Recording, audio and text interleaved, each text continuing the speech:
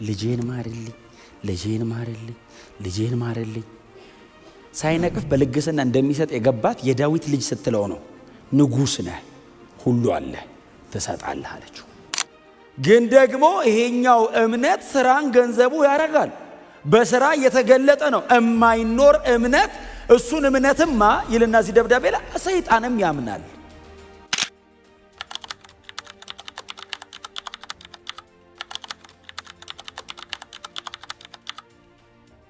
ልዩ ልዩ መከራ ሲደርስባችሁ እንደ ሙሉ ደስታ ቁጠሩት።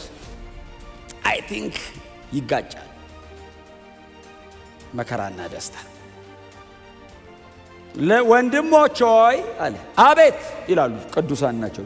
ከያዕቆብ ደብዳቤ መጥቷል ሲባል ዝም ብላችሁ ሳሉት። እንግዲህ እነ ጴጥሮስ እነ ጳውሎስ እነ ዮሐንስ በጣም የሚያከብሩት የተከበረ ሰው ደብዳቤ ልኳል። ወንድሞች ሆይ አሜን። ልዩ ልዩ መከራ ሲደርስባችሁ እንደ ሙሉ ደስታ ቁጠሩት። ብዙ ጊዜ መከራዎች በሰው ሕይወት ላይ የሚያመጡት ነገር አለ።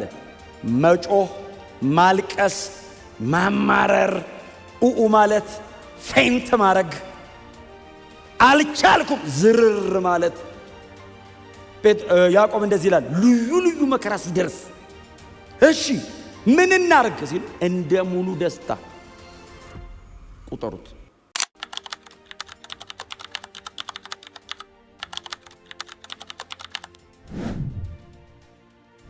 ከዛ እንደዚህ ይላል፣ አንዳንድ አይሁድ ከያዕቆብ ዘንድ ከኢየሩሳሌም ሲመጡ ፈርቶ ገሸሽ አለ ይላል። ከያዕቆብ ዘንድ አንዳንድ አይሁድ፣ ያዕቆብ አንዳንድ አይሁድን ስለ ሥራው ስለ አገልግሎቱ እስቲ ሂዱና አይታችሁ ሪፖርት አምጡ ብሎ ሲልክ በጣም የሚፈራና የሚከበር ሰው ነበር። እና ኖ ብሎ ጴጥሮስ ወደኋላ እንደውም ገሸሽ ነገር ሲል፣ ጳውሎስ እንደምታውቁት ነው፣ ሰው አይመርጥ፣ በወንጌሉነት አይደራደረም። ጴጥሮስ ግብዝ ሆኖ አገኘሁት፣ ከኛ ጋር ሲሆን በላ። ከዛ እዛ ደግሞ ከያዕቆብ ሲመጡ ወደኋላ ገሸሽ ነገር አለ። አንተ ሰውዬ አለው ፖፕ ጴጥሮስን፣ እጅግ የተከበረው አንተ ሰው አለው፣ ክርስቶስ ኢየሱስ በመስቀል ሞት ያፈረሰውን አንተ ቆመ ልትሰራው ነው እንዲህ አለው።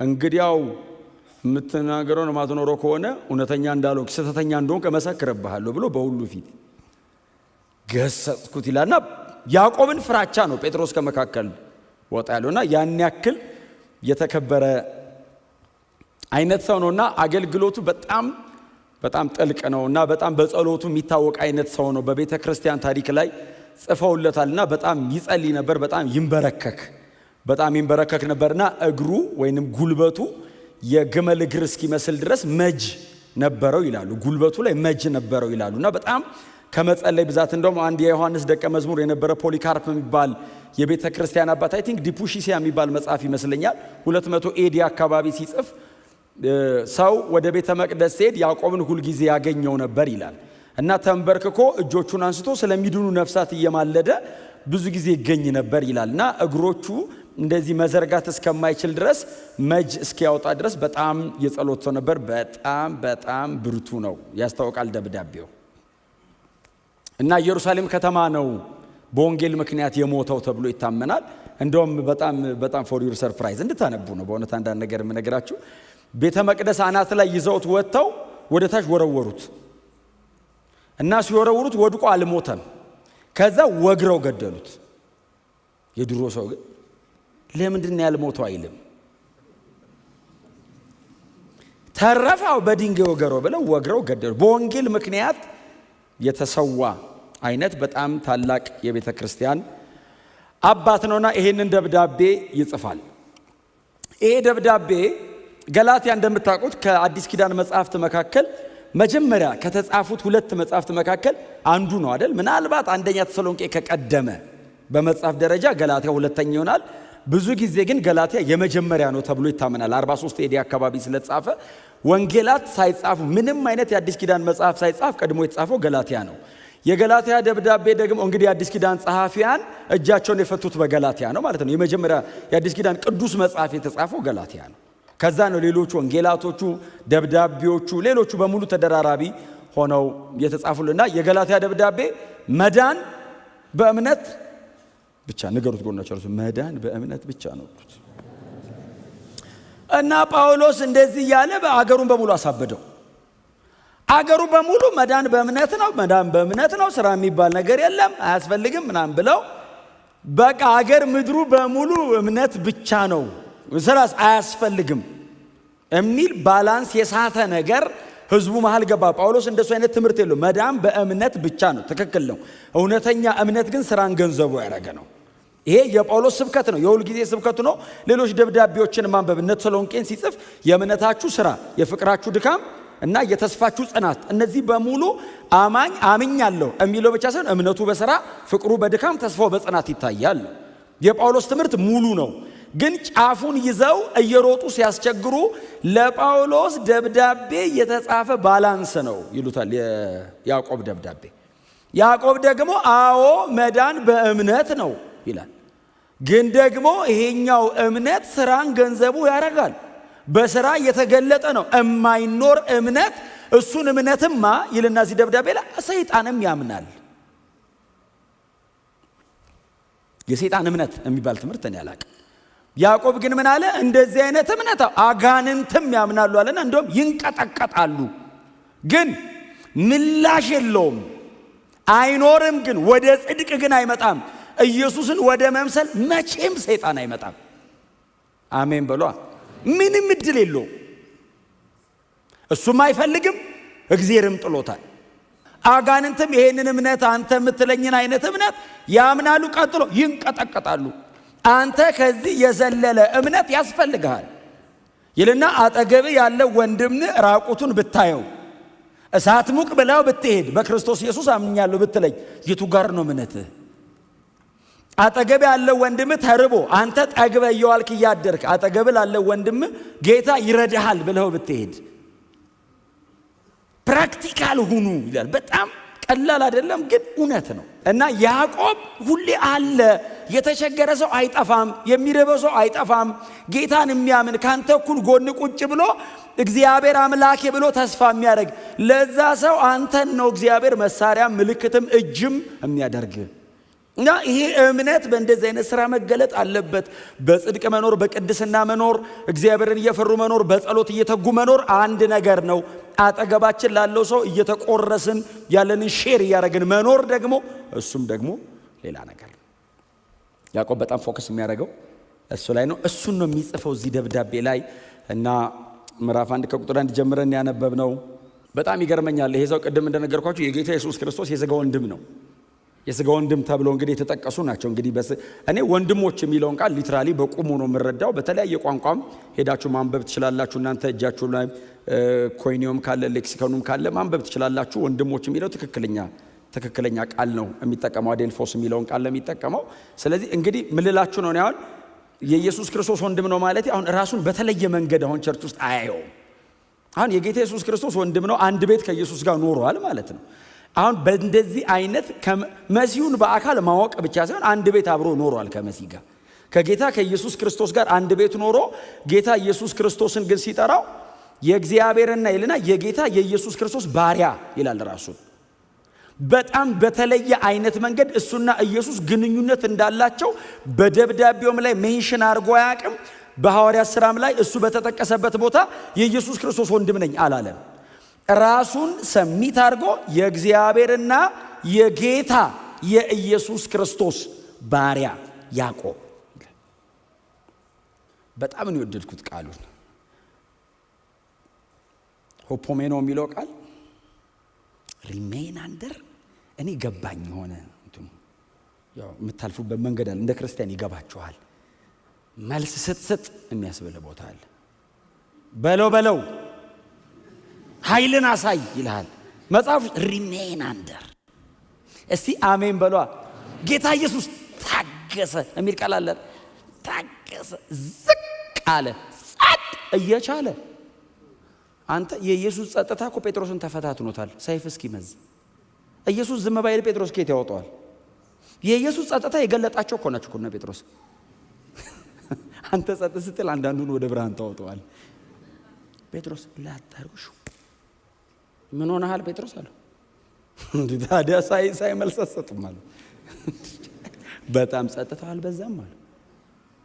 መጽሐፍ ሲናገር እኮ ምንድነው ጲላጦስ በጸጥታው እስኪገረም ድረስ ምንድነው ይሏል ያወራል። ጸጥ ዲፕ ነው ሳይለንሱ። ጸጥ ወደ ውስጥ ነው ጸጥ ያለው ኢየሱስ። አፉ ብቻ እንዳይመስል ልቡ አይመልስም።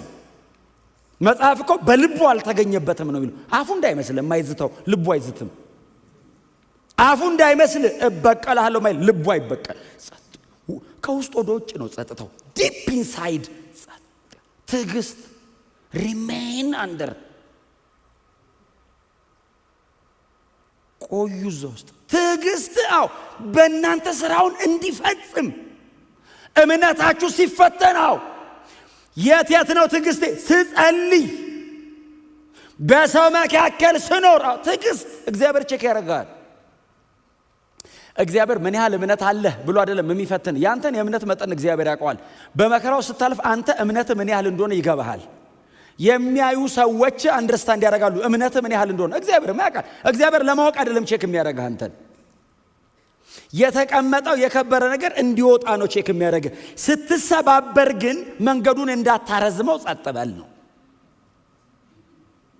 በ14 ቀን የሚያልቅ መንገድ የ40 ዓመት ሆኖ በኋላ መከራው መሃል እድሜ እንዳያልቅ ከፊት የተቀመጠ ሌላ ብዙ ክብር እያለ እየተሰቃየ አላልቅ ብለህ እድሜ ያልቃል።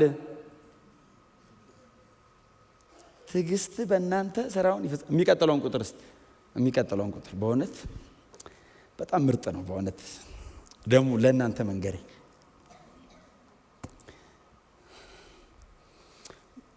እምነት በእግዚአብሔር ቃል የሚመጣው ይህን ሚስ እንዳታረጉ። እምነት ሁሌ የሚመጣው በእግዚአብሔር ቃል። እሺ እናገረዋለሁ። ይሄን እምነት ሁሌ በእግዚአብሔር ቃል የሚመጣው አንዳንድ ቃል አለ እምነትን እመነው የሚሉ እምነትን እመነው ምን ነው እንዴ? እምነት አካል ነው እንዴ? እንዲህ የምትደገፈው እኮ አይደለም። የእግዚአብሔር አይነት እምነት እመን።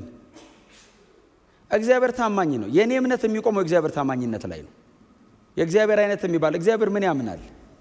ታማኝ ነኝ ነው የሚለው። ድግፍ አይልም እግዚአብሔር። እንዴ ሁላችን እሱ ላይ ነው የተደገፍነው። አረ እንዴ እግዚአብሔር ተደገፉ ቢደገፍ እንዴ ማላይ አፈር ላይ ሰው ያስደግፍም እኮ ሰው ይፈርሳል።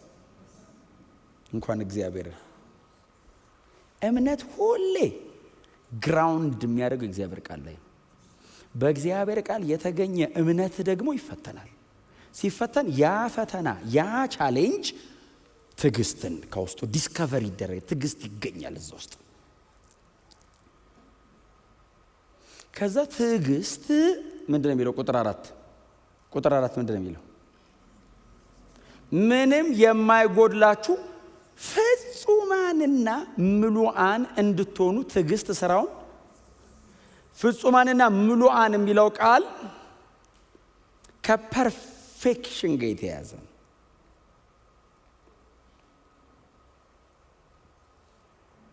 እንከን አልባ እንድትሆኑ ትዕግስት በእናንተ ስራውን። ይሄ ቃል ያዕቆብ ያቀረበውን ቃል በተለያየ በሁለት አንግል ነው ያቀረቡት። በተለያየ በሁለት አንግል እንዲቀርብም አድርጎ ነው እሱም የጻፈው። የመጀመሪያው ከመስዋዕት ጋር የሚያያዝ ነው። ሁለተኛው ደግሞ በእነሱ ዘመን በጣም ዝነኛ የነበረው ጨዋታ ሩጫ አይነት ስፖርት ስለነበር ከሁለቱ ጋር የተያያዘ ነው። እና የመጀመሪያው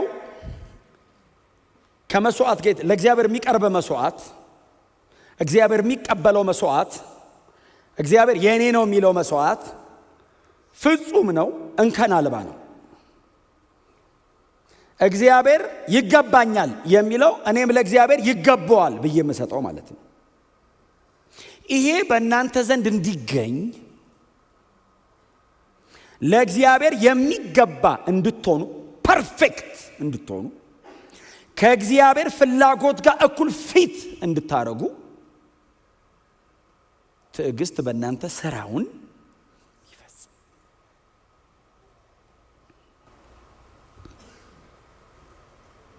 ሁለተኛው የሚቀርበው ከስፖርት ጋር ከሩጫ ጋር የተያያዘ ነው። ፍጹማንና ምሉዓን።